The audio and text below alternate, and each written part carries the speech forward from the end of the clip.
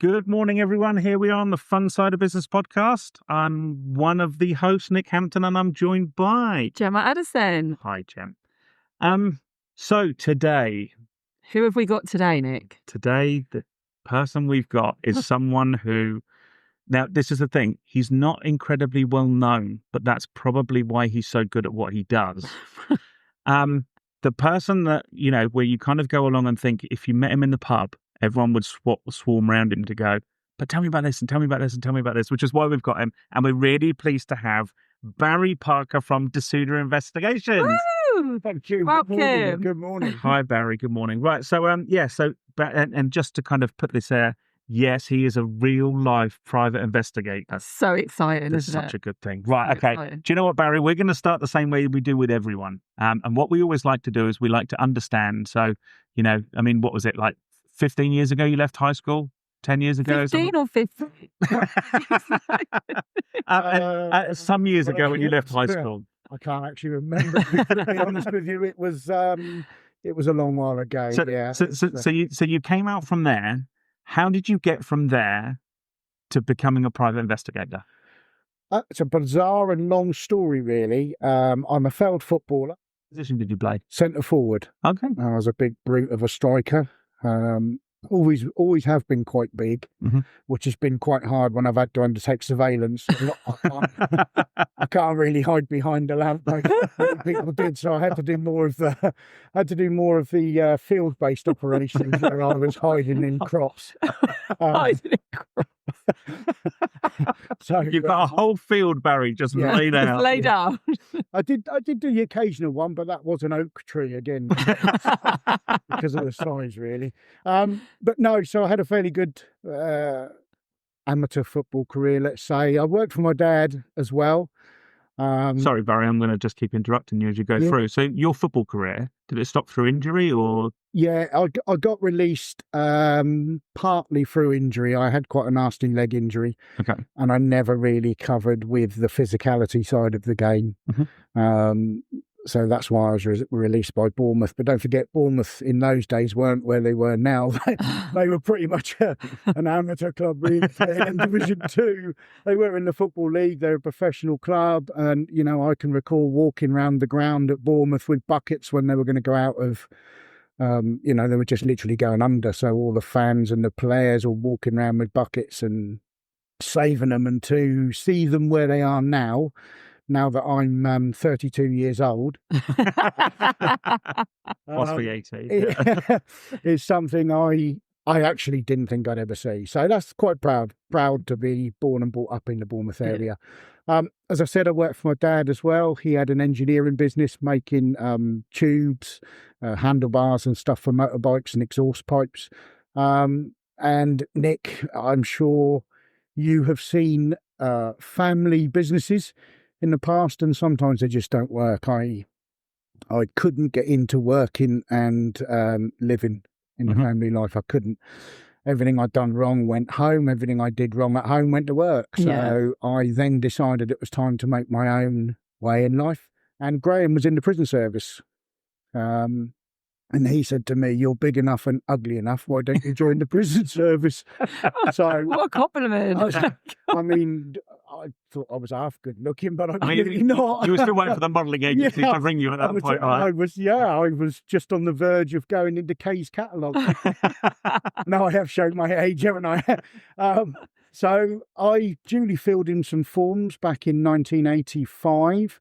In February 1986, I got called to an interview, of which I passed, and I joined the prison service in 1986. I never knew that about you, Barry. Did you not? No, I never knew that. Oh, there you go. But it was on the right side as well, which... Yeah, the other side that shocked you as well.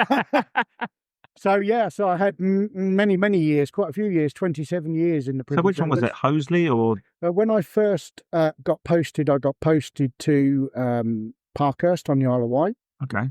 I mean, unless I'm wrong, that's a serious prison, right? Yeah, it is. Yeah, it is. But in those days, you got posted to wherever you got put. Nowadays, you do your training locally and you go into the prison that you're trained at, so that everything is local recruitment now. I only did 8 months at Parkhurst because my first wife couldn't settle on the island. So we went from one island to another. I went back to the Isle of Portland in Dorset. So realistically, the marriage was on a downer from that point, from one island to another. Stayed on Portland. And then in July 1990, I came up to Hoagley Bay, Warren Hill. I came up here purely because of my marriage breakdown. I wanted to get away and start afresh. And there was a guy up here in Warren Hill who wanted to go back to the Isle of Portland. Okay. Convenient. So we did a swap basically. I'm going to just go back. At Parkcast, is there any like high profile that you can talk about that was there? Not like a Charlie Bronson or anyone else was there at the time. I have locked up Charlie Bronson when he was in Hull. Okay. Wow. I have seen the Craze. Okay. Yeah, seen the Craze. I've seen a few high-profile prisoners in my time. Because don't forget, that was in the days when a lot of those were middle sentences, so they were starting to work their way out into the lower categories. Of course, one of the Craze actually came to High Point and passed in High Point, didn't he, a few years ago? Yeah. I've seen a fair few of the, let's say, ones that everyone should know. Knows. The most evil person, probably Brady. Okay. He just had that aura about him that when you stand opposite him, he just looks straight through you, and it's hard to describe. Yeah. But he looks as though he's looking straight through you. Okay. But you just do the job, don't you? And I must admit, I enjoyed the job, but the job has changed massively now. Okay. And so you then went from the prison service. How on earth did you get from prison officer to private investigator? So, whilst in the prison service, I was very, very friendly with a dog handler and another colleague. And the dog handler was living with, at the time, a solicitor who worked in an Ipswich firm of solicitors. And he basically came into work one day and said, "Barry, I've just been asked a question. Can we do process serving by my partner that he was living with?"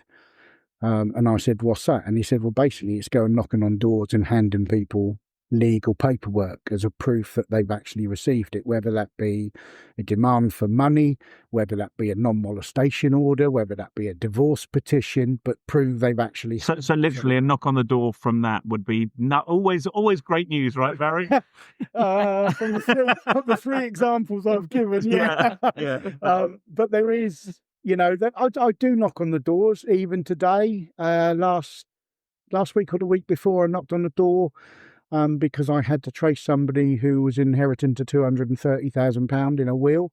So I don't get all the bad news. That's not a bad knock on the door, is it? No, that's one of the good I don't know ones. if they expected 600,000. Yeah, so it's not all bad news, but I'm going to say that 90% of it is, unfortunately. So he asked. So we both said, well, let's put a little bit of money in a pot. Let's see what we can do with this. And in those days, people were doing bits and pieces for beer money, and that was our beer money pot as such. And it sort of developed from there, really. We were then asked to undertake surveillance. A lot of it in those days was marital surveillance. But for you and everybody listening, marital surveillance now has really become a thing of the past. It really has. We're still coming back to this topic anyway. There's no way we can gloss over marital surveillance and then go and moving on. We're coming back to that. I'll tell you now, marital surveillance now with cameras and phones and everything else. It's so easy to know that your partner is probably up to no. I guess you can check yourself a lot easier now.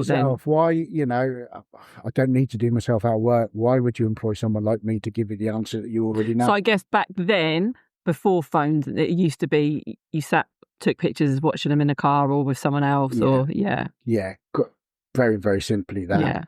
But now you're asking and you're paying a professional really for just proof that you already know. Confirmation. 99% of the time. But I'm guessing, would their thought not already be like predetermined? So they've obviously already got this thing of going, I think they're cheating or I don't think they're cheating.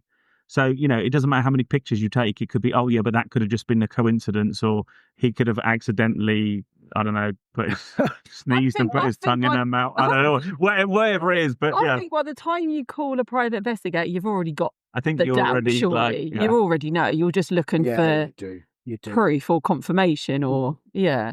You would certainly have a very, very strong, Mm. possibility. But Have you ever done it and gone back with proof and they've still said, no, I don't believe you, Barry? That's no. Okay. no. Is this podcast 18? Yeah, it is. It is. You're fine. It Just is. checking it's 18, because obviously, clearly, I can't go climbing ladders and taking photographs through bedroom windows.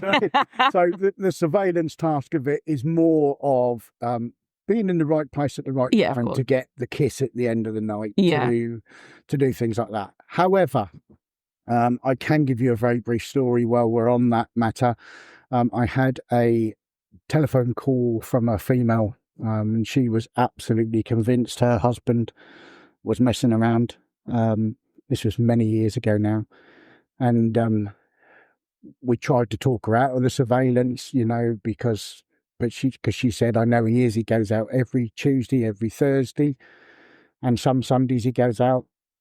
So we sort of put the task on, and we did it after week 1, and he'd met up with Mel all the time. So we said there's something going on, maybe in his life. He's not comfortable. He's consoling somebody, or he's just a mate that he wants. Due respect, he wants to get it. He just wants some, you. he wants some boys' time. peace. Yeah.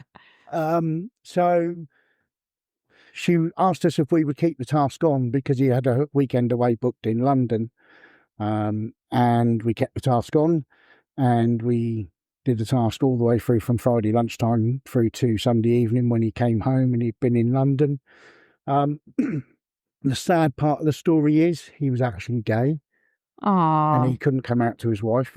And that he had was like a whole second life. He had a whole second life and he kept it from his wife. We had to tell the wife that, and the relief on her face was bizarre. Because in some way I think she felt relieved, but in other ways she... I suppose a lot of the time, when partners split up, there's always going to be some element of that partner kind of thinking, could I have done more? Was I not a good enough wife or a good enough husband? And obviously in a situation like that, short of becoming a modern woman, we'll talk about that another time. But you can't be something you're not. Yeah, of course. You think, No. So, and I did find that quite sad, really, how, he couldn't live, I guess, his life to how he wanted to. Yeah. Whether that was staying for the children, whether that was just because he didn't think it'd be right in his place of work. I don't know, but, and I've never seen him to this day since.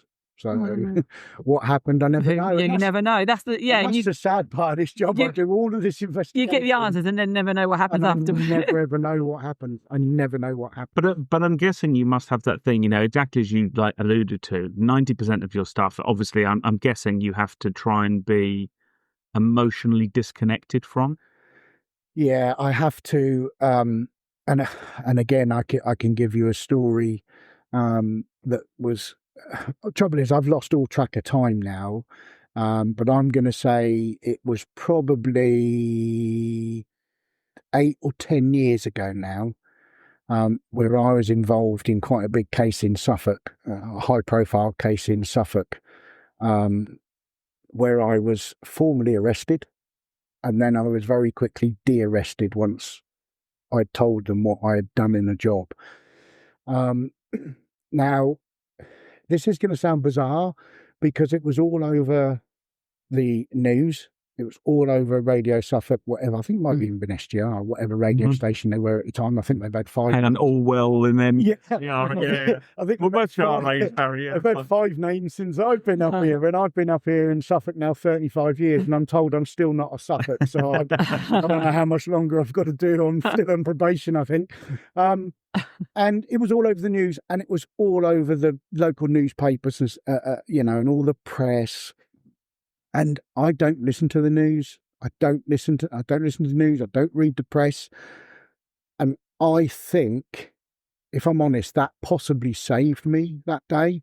And the reason being is because if I'd have been arrested and they told me what I was being arrested for, I'd have known the case and I'd have probably tried Yeah. stuttering and stammering, and because I knew it, I just went, I don't even know what you're talking about.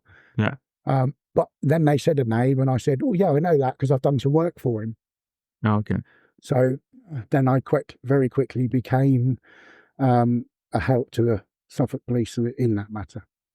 Do you know, I still want to know exactly who he's talking about, but probably names have been changed to protect something, and whatever. I'll give you a clue. If you Google Barry Parker, private investigator in the Daily Mirror newspaper, Okay. you'll probably get the clue. Half the Nick's writing it down as we speak. And by the way, now that's just hit, like, everyone's now hitting share, or post the link in the comments below. So, We've now gone viral, Barry. Thank you. So yeah, that was in the Daily Mirror. So that's some of the tough stories. What about some of the light stories? Which ones have you done? Like you said, oh yeah, I need to go and trace someone that, I have to hand them an envelope to go, you're an heir to a £200,000 fortune or something.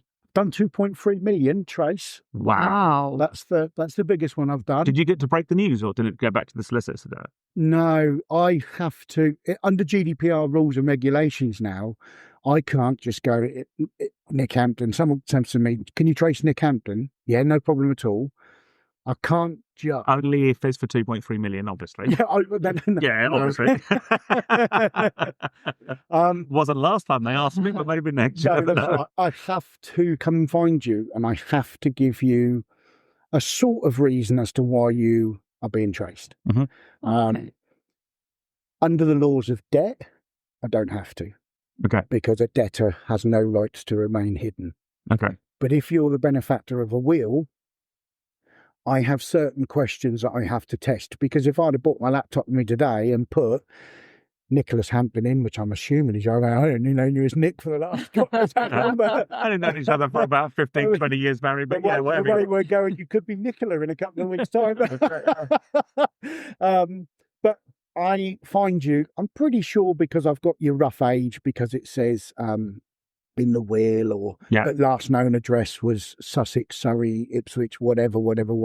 Yeah. That will narrow me down. And then with all the other information that I've got, like we know his mum's name was whatever, and then I can start piecing that side together. Once I've narrowed it down to confidently the person, I will then make contact with you via phone, via your company if I found you had a business, via email if the email address was showing, or I would just come round your house and knock on the door. Mm-hmm. I would have already been given some questions with regards to ask you to make sure 100% that you are the right person. And one of them may be thinking what I've had to ask in the past. Can you give me a road that you lived in Norwich? Mm-hmm. And you'll say, oh yeah, that was Candlelit Road. Yeah. Okay, what number? And 32. Now I know that the lady Doris, not Doris your wife, Doris next door. Doris next door wanted to leave little Nick Hampton, because he was only 2 years old and running around pulling her dahlias out of the garden. She wanted to leave him £50 because he was such a nice boy. Yeah. If only she knew what he'd grown up to now. Yes. She would have given way more than 50 quid, right? Yeah, I'm sure you would have got the whole lot. Yeah, got a lot. Yeah. So, and sadly, we're in that era now that it appears to be where people of my age always had that little old lady that lived next door to them. I had one, and she just thought it would be a good idea to leave them £10, £15. So you have to sometimes chase that, like £10, £20. Oh, I have to have been given the estate has to have been a piece of paper to say that they've tried in every single way. So does these take you abroad sometimes, I'm guessing? Yeah. And could it be that you're trying to chase something for £20, say? Yeah, we've had somewhere outside of the country. Is it not a de minimis, or it doesn't make commercial sense to do it? No, because the estate is the estate as a whole. Yeah. Okay. So if the estate is worth, I don't know, 150,000, let's say, and there's 3 people they can't find, they've got to utilise that money first. Now, my bills never come to 150,000, as you, my accountant, know. Yeah, but we could do that. Imagine that if someone wrote it in their will. What I'd like to do is I'd like to give all these people £10.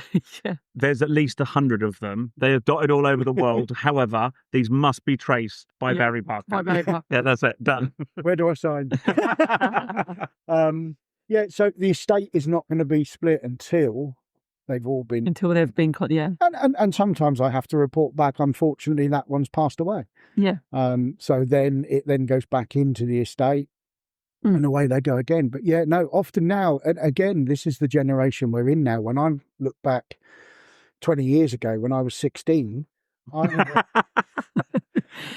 why are you laughing? I do. I can't believe you look this good for 36 now. I know. You look incredible, Barry. Okay, you know what. But no, looking back in the generation that I was brought up in, I certainly, and my parents didn't have the finances where I want to take a gap year. What is a gap year about? How can you live for a whole year with no money? So, of course, families now, children are taking gap year, and probably as long ago as the last, 10, 15 years, people are now having gap years, and a gap year turns into forget to Australia. They've travelled around and they're now in Australia. The gap year goes to 2 years and 3 years. Yeah. And then the phone call, Mum, Dad, I'm not coming home. I've met Sheila. And Sheila in Australia. Sheila in Australia. and I'm staying here. So, people like that. And Doris, all she wanted to do was leave some money. And now that person is now in Australia. If they're catching up with my age, their parents could have passed, so I've got no line there to say where's Nick gone. So yeah, we traced all over the world. Wow. Do you know there was once someone I met? I'm just going to bring this up. It's so random, but it's just a funny story. There was a chap who went along and decided. He went, well, I've got a theory on life. So when you get to 67 or 65, you get to retire and you get to draw your pension and what have you. But I think at that point you're too old to really appreciate it. So I've decided instead I'm going to go 18 to 30.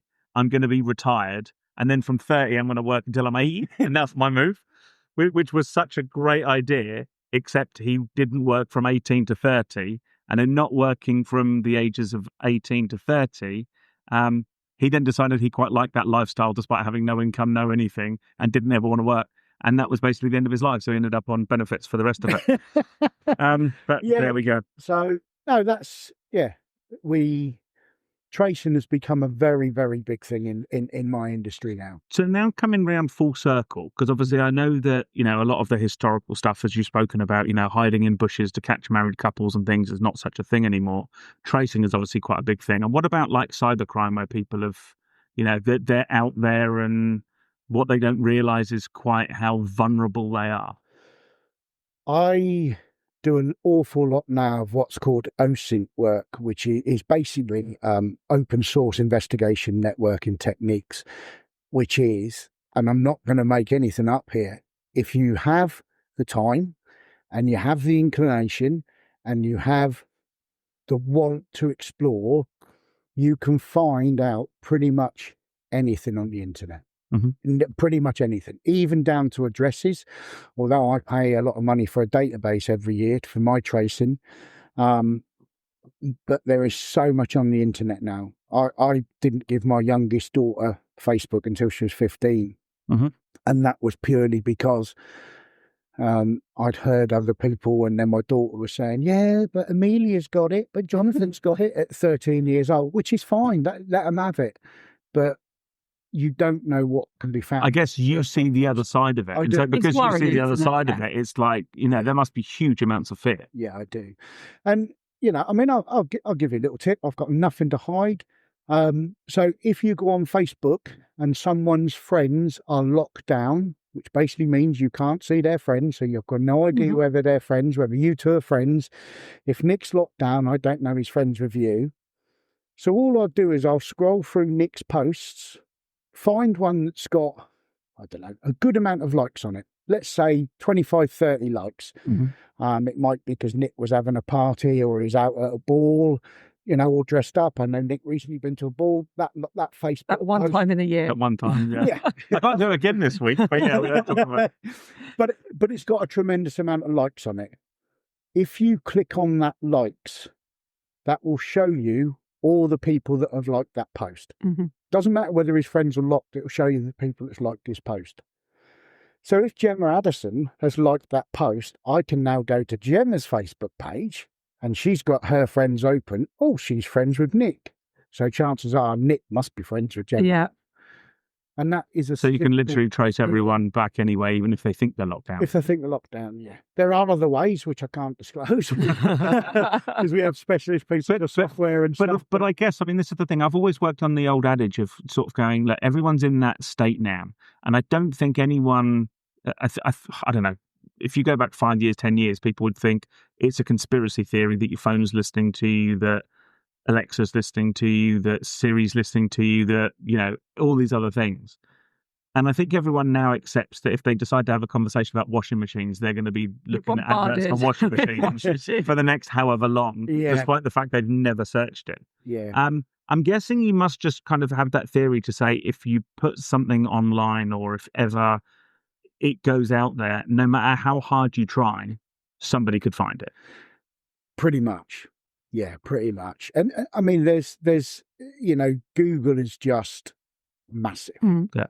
And actually in the industry, I'll tell you that investigators very rarely say to anybody, Google it. They will say, search it on a browser. Yeah. Because Google are the number one browser only because they paid for it.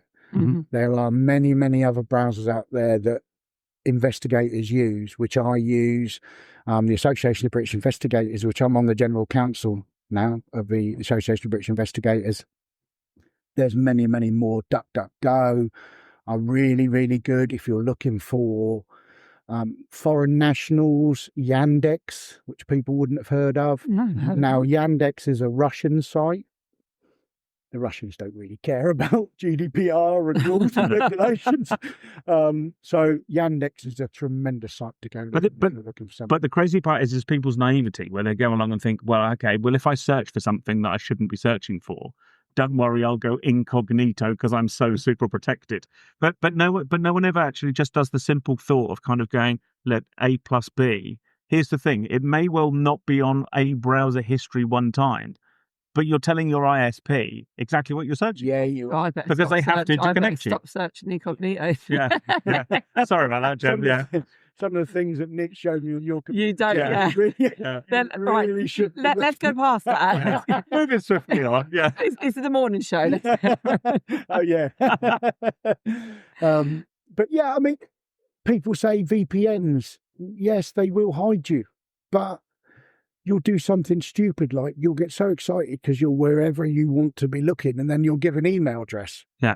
With your name in it. Yeah. Half your name in it. Yeah. Or something like that. So anything is possible. And I think the scary part was, I don't know whether or not it's still the case, but somebody once said to me that the dark web is now like 100 times bigger than the web. Yeah, which is like, you know, when you think about how Wow. many pages are on the internet, which must be in billions and trillions. Yeah, the dark web, for every one page on That's the web, there's worrying, 100 isn't it? on the dark Yeah. web. Wow. It's called Tor, which is classed as the onion router. That is the dark web. Because it's just got so many Yeah, layers. just Yeah. so many layers. And that's Wow. why it's called the onion router. I go on it very, very rarely. If I'm really doing something for government, local police, something like that, I will go on it. But I don't like looking around it. I really don't. You can go down holes that you don't really want to go down. Yeah, I think the problem is as well, is there's probably some of the, if not the most unsavory characters that are ever going to be on the internet are all going to be there. Yeah. Mm-hmm. Which means one misclick, one wrong this, one, oh, hang on, I'm safe because don't worry, I'm on Tor and I've got a VPN. No, It'll make absolutely no difference. You make one bad click and that'll be it. No. You know? I mean, tracing as a whole, where I'll ask a really simple question. You could poll it, you can do whatever you like. Have you got a home phone, Nick?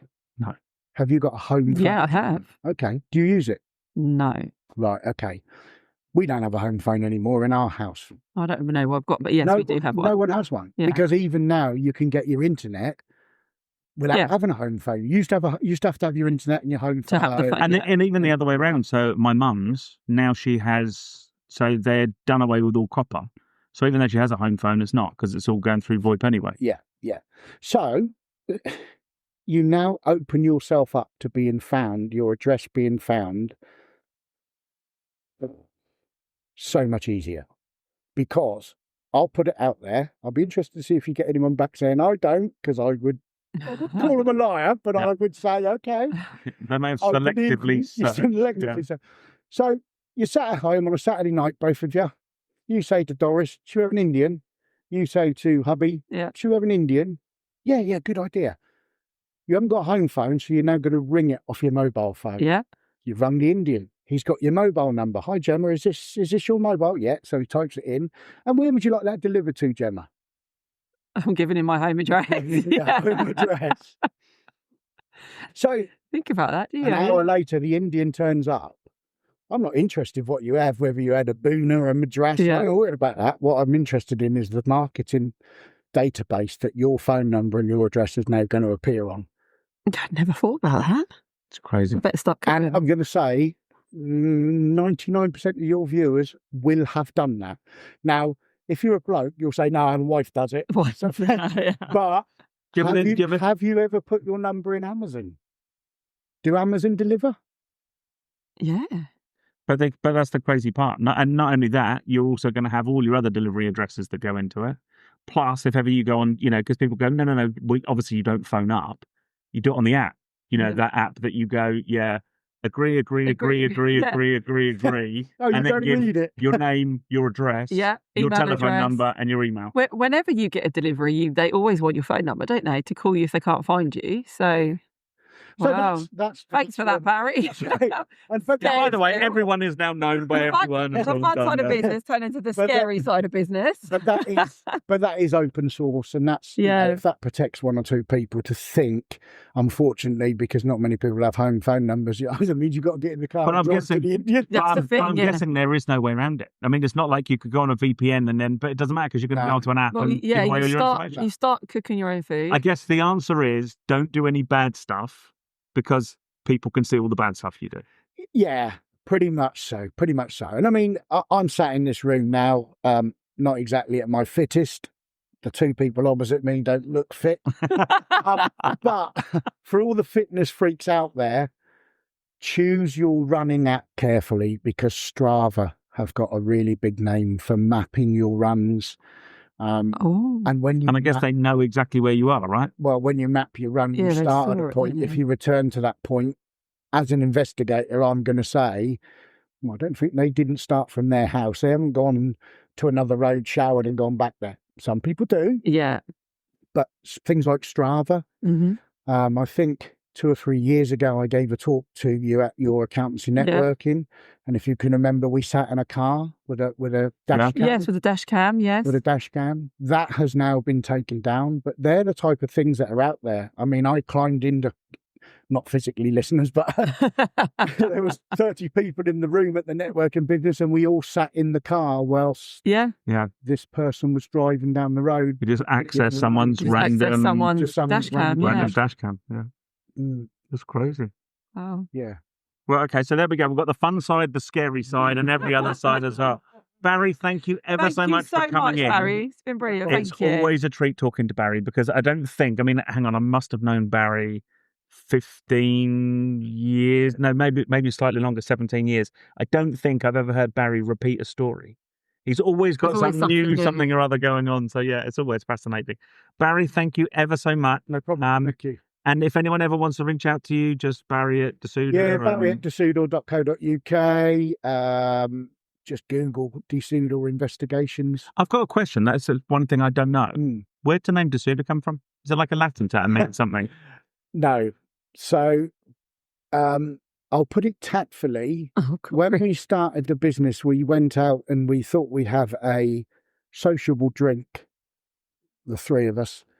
And we were having a sociable drink outside for all the people based in Ipswich, Fat Bob's Tattoo, many years ago, behind the Regent. Yeah. That was the bus stop that two of us were catching the bus back to where we lived. And we'd had a couple of coffees and a couple of shandies and talking semi. And next door to Fat Bob's many years ago was a florist. A green lorry, and I think now they're called something like, because it was a similar lorry, Torveka, and they're a Danish flower company that delivered a two-tone green lorries. I still see them about. But on the side of this flower lorry was the Sudor. Right.